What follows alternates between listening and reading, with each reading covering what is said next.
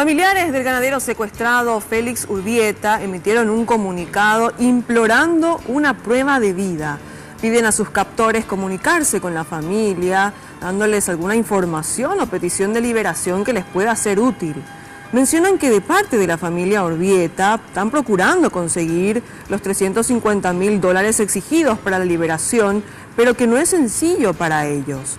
Félix Urbieta lleva 302 días en manos del autodenominado Ejército del Mariscal López, un desprendimiento del EPP liderado por Alejandro Ramos. Queremos implorar a los captores una prueba de vida de don Félix Urbieta. Ya pasaron bastante tiempo y es difícil sobrellevar esta situación que nos genera mucha angustia.